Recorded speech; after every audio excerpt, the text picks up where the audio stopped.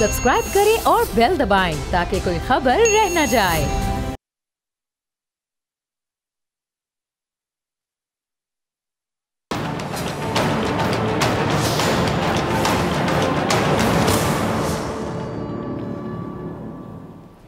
अस्सलाम वालेकुम नाज़रीन, मैं हूं डॉक्टर फिज़ा अकबर खान और मैं हूं पाकिस्तान और आप देख रहे हैं पाक भारत टाकरा। जंग की ख्वाहिश में भड़कती मोदी सरकार को मुंह तोड़ जवाब देने का दूसरा साल मुकम्मल हो गया है। पाकिस्तान को घर में घुसकर मारने का ख्वाब देखने वाली मोदी सरकार के ख्वाब को चकनाचूर हुए हम कह सकते हैं कि दूसरा साल मुकम्मल हो गया। अभिनंदन जिसने ऊंची उड़ान भरी और पाक सरजमीन में घुस आया, पता नहीं कौन सी बॉलीवुड की मूवी से वो इम्प्रेस था, इंस्पायर था, लेकिन जब उसने देखा कि हकीकत में घुसकर मारना कितना मुश्किल होता है कि सीधा नीचे ही आ गिरा। उसके बाद फिर पाकिस्तानी अवाम ने जो उसकी दुर्गत बनाई वो आपके सामने है, और फिर पाकिस्तानी फ़ौज ने उसको जिस तरह चाय पिलाई, जिस चाय का बड़ा ख्वाब था, T is fantastic, I hope कि उसको बड़ी फैंटास्टिक लगी होगी। उसकी उड़ान को काटने और ज़मीन पर वापस लाने का जो दूसरा साल है वो आज मुकम्मल हो गया है। और इस वक्त ये कहना गलत नहीं होगा कि पाकिस्तान को FATF ब्लैक लिस्ट में धकेलने का जो भारतीय ख्वाब है वो भी चकनाचूर हो गया, यानी सारे ख्वाब इनके चकनाचूर हो रहे हैं। शर्म फिर नहीं आ रही इनको। भारतीय एजेंट FATF के बाहर खड़े रहे, पाकिस्तान को ब्लैक लिस्ट करने का मुतालबा करते रहे, मगर अफसोस उनके लिए कि उनके हाथ कुछ नहीं आया। अब भारत को पता क्या चाहिए कि वो शायद ऐसे ख्वाब देखना ही छोड़ दे जिसका नतीजा सिर्फ सिफर होता है, रुसवाई होती है, ज़िल्लत होती है। भारत मकबूजा कश्मीर में अवाम के हकूक़ पर डाका डालना छोड़ दे, मजलूम कश्मीरियों पर गोलियां चलाना छोड़ दे, कश्मीर पर अपना नाजायज़ कब्जा छोड़ दे। अच्छा, हमारे जो प्राइम मिनिस्टर इमरान खान साहब, उन्होंने मुज़ाकरात की फिर से पेशकश की है, मगर साथ में भारत को ये भी याद रखने की ज़रूरत है कि पाकिस्तान कश्मीर के साथ है।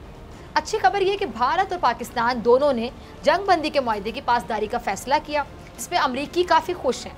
पाकिस्तान ने हमेशा मुआहदे का पास रखा और आइंदा भी रखेगा। अब देखना ये कि क्या भारत इसका पास रखता है या फिर नहीं रखता है। अच्छा, पाकिस्तान एक कदम के जवाब में हम देखते हैं कि 4 कदम बढ़ाने को तैयार है, मगर पाकिस्तान कश्मीरियों के हुकूक पर डाका डालने पर ना कभी पहले खामोश रहा और ना आइंदा रहेगा। पाकिस्तान भारत की जानिब से काले कवानीन पर आवाज़ उठाता है और हमेशा उठाता रहेगा। तीनों मेहमान जो मेरे साथ मौजूद है, तारुफ करवाती पाकिस्तान से मुनीब कादिर मेरे साथ मौजूद हैं, भारत से पंकज श्रीवास्तव मेरे साथ मौजूद है, और राजा निजाबत हुसैन साहब, chairman Jammu Kashmir self determination movement, ये UK में रहते हैं। जी राजा साहब, बहुत शुक्रिया आपका ज्वाइन करने के लिए। सबसे पहले पंकज, मैं आपकी तरफ आना चाहूँगी।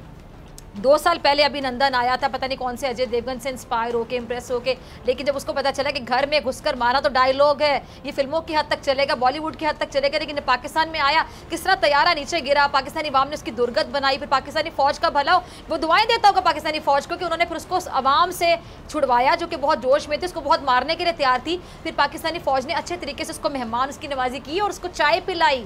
क्या कहेंगे आज के दिन पर? 2 साल मुकम्मल हो गए हैं, क्यों भेजा था अभिनंदन को इतनी मार पड़वाने के लिए? देखिए, मार पड़वाने के लिए भेजा था, ये आपका जो इतना नैरेटिव है कि मोदी सरकार और अच्छा, तो आपका नैरेटिव डिफरेंट है। हम हमेशा सच के साथ रहते हैं, और जिस कश्मीर को लेकर के आपने इतना कुछ बोला, उसके जो महाराजा थे हरि सिंह, उन्होंने बाद में, आपको याद होगा, नेहरू जी के साथ एक मुआहदा किया था जिसके तहत उन्होंने बोला था हम भारत के साथ रहना चाहते हैं। फिर नाजायज़ कब्जा आपने किया था, हमने नहीं किया था। और रही बात अभिनंदन को भेजने की, तो जितनी बार भी आपकी तरफ से टेररिस्ट भेजे जाएंगे, हम एक नहीं 1000 अभिनंदन भेजेंगे, ऐसा हमारी एयरफोर्स करेगी। और रही बात अभिनंदन से छोड़ने की, तो आपके ऊपर वर्ल्ड प्रेशर था, तो आपको छोड़ना था। और जो एक वॉर प्रिजनर्स एक्ट एग्रीमेंट है, उसके तहत आपको छोड़ना था। और चलिए, ये अच्छा है कि अब आप में सुधार आ गया है कि अब आप लोग छोड़ने लगे हैं, वरना वो दिन भी हमने देखे हैं जब आपने हमारे सैनिकों को जो कब्जे में लिए थे, उनके जो डेड बॉडीज हैं वो किस तरह से भेजी हैं, उनके इंटरनल ऑर्गन्स तक निकाल लिए, उनकी आंखें निकाल ली, उनके बॉडी को टुकड़े टुकड़े करके भेजा, ऐसा भी किया है आप लोगों ने। तो चलिए, इस बात की खुशी है कि अब आप लोग वर्ल्ड ऑर्डर्स को मानने लगे हैं, तो बस यही कहना चाहूँगा इस बारे में। आप कब मानेंगे? ये पता नहीं क्या झूठी सच्ची बातें कर रहे हैं, आप कब मानेंगे? मुनीब, मैं आती हूँ आपकी तरफ से, इनसे पूछ लूँ।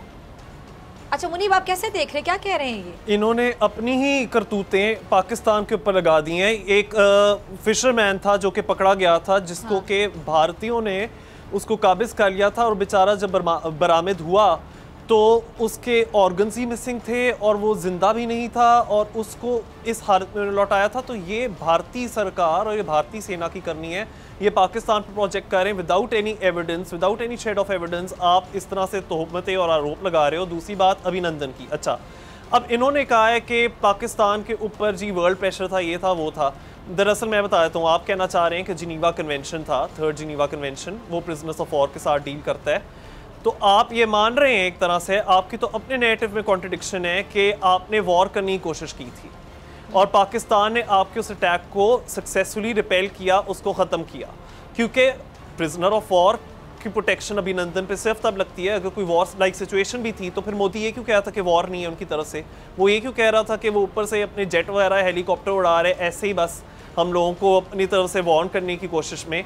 वो भी उसको उल्टी पड़ गई। और मुझे ये बात समझ नहीं आती कि अभिनंदन आप लोगों के लिए इतना बड़ा हीरो क्यों है, क्योंकि वो तो नीचे आकर गिरा है, उसने आपका क्या नाम रोशन किया, उठा के अपने मेडल्स दे दिए उसको तो हम लोगों ने बल्कि उसकी मेहमान नवाजी वगैरह की, उसको बेचारे को चाय वगैरह पिलाकर भेज दिया। उसने अचीव क्या किया, उसकी अचीवमेंट क्या है? ये सिर्फ आप मेरे ख्याल से ये सिर्फ वो डैमेज कंट्रोल करने की कोशिश कर रहे हैं कि कुछ नहीं हुआ, लेकिन दरअसल बहुत कुछ हुआ। और इससे एक बात साबित होती है, बिल्कुल ये बड़ी खुशी की बात है। अभी ये इन्होंने फिजा जी ने भी कहा है अपने इंट्रोडक्शन में कि मुआहदा हुआ है अभी रिन्यूड पाकिस्तान और भारत के बीच में, और यही कि हम सीज़ फायर को रिस्पेक्ट होनी चाहिए। अब ये भारत की तरफ से जो सीमाओं का उल्लंघन होता रहा है, ये आइंदा नहीं होना चाहिए, तो ये एक अच्छी बात है। हम तो बहुत देर से ये कह रहे हैं, इसीलिए ये निर्णय हमने लिया था कि अभिनंदन को लौटाया जाए ताकि मोदी की जंगजू हरकतों को रोक दिया जाए। जंग बुरी बात है, अमन अच्छी बात है, इसीलिए पाकिस्तान ने हमेशा अमन का साथ दिया। कुछ कह रहे हैं, जरा क्या कहिए जी, कहिएगा दोबारा पंकज जी। मैं ये कह रहा था कि वॉर जो है ना, आप लोग टेररिस्ट भेजते हैं, वॉर सीधी वॉर आप कभी जीत नहीं सकते, इसीलिए आप लोगों ने टेररिस्ट का सहारा लिया। और 1965 में जुल्फिकार अली भुट्टो ने भी ये बात अगेन ये आपने थोड़ा गलत आप समझ गए हो। कुलभूषण जाधव भारत की तरफ से आए थे, कुलभूषण जाधव भारत का भेजा हुआ है, और आप ही के इंडियन चैनल्स के ऊपर आप अगर देख लें तो ये मेजर गौरव आर्या अपना फोन दिखाकर जो बातें करता रहता है, वो किन की बातें करता रहता है? मेजर गौरव आर्या जो धमकियां देता है पाकिस्तान के हवाले से, वो कहाँ की देता है? तो मेरे ये कहने का मतलब कि सीमाओं का उल्लंघन ना कीजिए, आतंकवादी या आतंकवाद इनको आप कंडेम कीजिए, आतंकवाद की तरफ जीरो टॉलरेंस पॉलिसी होनी चाहिए, मेरा ये मानना है। तो आप कंडेम कीजिए आतंकवाद को। उसी तरह से ये फॉरेन पॉलिसी मैगजीन ने भी लिखा है कि भारत के अंदर दाइश IS वो एक हब बन चुका है, तो आपको क्रैकडाउन करना पड़ेगा टेरर पे। और फिर प्रज्ञा सिंह ठाकुर जैसे आतंकवादियों को तो जेल खाने में होना चाहिए। वो लोकसभा में बैठकर क्या कह रही है? तो मैं वही आपसे कह रहा हूँ कि बंद कीजिए, टेरर बंद कीजिए। आजकल के जमाने में हम 21वीं सदी में हैं, बल्कि मैं कहता हूँ we are in the middle of a pandemic. तो इसीलिए मैं कहता हूँ कि मुआहदा या डायलॉग इसलिए जरूरी है क्योंकि आप चाहते नहीं हो कि टेरर खत्म हो। आपको पता है कि अगर आप सही तरह से टेबल पर आकर टॉक्स करेंगे तो टेरर खत्म हो जाएगा, लेकिन आपकी अकाउंटेबिलिटी आप नहीं चाह रहे। एक दफा आपकी अकाउंटेबिलिटी शुरू होगी तो टेरर खत्म हो जाएगा। अब आप क्यों नहीं चाहते कि टेरर खत्म हो? आपने क्यों ऐसे लोगों को प्रधानमंत्री बनाया हुआ है, आपने ऐसे लोगों को अपना मंत्री बनाया हुआ है? प्रज्ञा सिंह ठाकुर टेररिस्ट नहीं है तो और क्या है? उसने माना नहीं था अपने मुंह से कि उसने बाबरी मस्जिद में क्या किया। अब एक और बात सुन ले जरा, इधर ही मैं बताता चलूं आप लोगों को। जम्मू और कश्मीर की पुलिस ने 3 इंडियन आर्मी के सोल्जर्स को अरेस्ट कर दिया है for kidnapping a minor girl. एक कम उम्र बच्ची को किडनैप और जिनसी हरासा करने के ऊपर। ये वाली बात अगर नहीं मेरा आप यकीन करते तो 17 फरवरी का अपना इंडिया का एक पब्लिकेशन है द वायर, उसके ऊपर आप पढ़ लें, गूगल चेक कर लें। ये बात हर जगह पे, ये चर्चा हर जगह पे है। इसको कहते हैं टेररिज्म। आप ये बताइए 18 फरवरी 2021 को 2 UN के इंडिपेंडेंट एक्सपर्ट्स हैं, 2 UN स्पेशल रिपोर्टर्स हैं, उन्होंने ये कहा है कि जो आर्टिकल 370 आपने एब्रोगेट किया था 2019 के अंदर, उसके बाद से जो इंडियन ऑक्युपाइड कश्मीर में, मकबूजा कश्मीर में जो सिविलियंस हैं, माइनॉरिटीज हैं, उन लोगों के राइट्स खतरे में हैं। तो आपकी तो आलोचना हर कोई कर रहा है, बल्कि जो इस वक्त किसानों का आंदोलन चल रहा है, मुझे बताइए ग्रेटा थनबर्ग, मुझे बताइए रेहाना, मीना हैरिस जो कि कैमला हैरिस की नीस हैं, वो सारे आपकी आलोचना क्यों कर रहे हैं? मुझे बताइए। आपका तो कोई समर्थन नहीं कर रहा, UN आपका समर्थन नहीं कर रहा, यहां तक कि जो कैमला हैरिस यूएस की वाइस प्रेसिडेंट है वो समर्थन नहीं कर रही। और आज एक और खबर सुन ले, US स्टेट डिपार्टमेंट के प्रवक्ता ने, नेड प्राइस ने ये ऐलान किया है कि भारत को पाकिस्तान के साथ डायरेक्ट टॉक्स करनी चाहिए कश्मीर के मुद्दे पर। तो ये कश्मीर का मुद्दा इंटरनेशनलाइज भी हो गया। तो आप ये आतंकवाद छोड़िए, और एक सॉवरेन स्टेट की तरह आकर हमारे साथ, पाकिस्तान के साथ एक सॉवरेन स्टेट के साथ टेबल के ऊपर बात कीजिए, डिप्लोमेसी कीजिए, आतंकवाद छोड़िए, आतंकवाद छोड़ दीजिए। There is no place for आतंकवादी, नो प्लेस फॉर आतंकवादी in this day and age. मेरा आपसे यही कहना है, प्लीज आतंकवाद छोड़िए, सीज फायर वायलेशन छोड़िए, सीमा का उल्लंघन करना छोड़िए।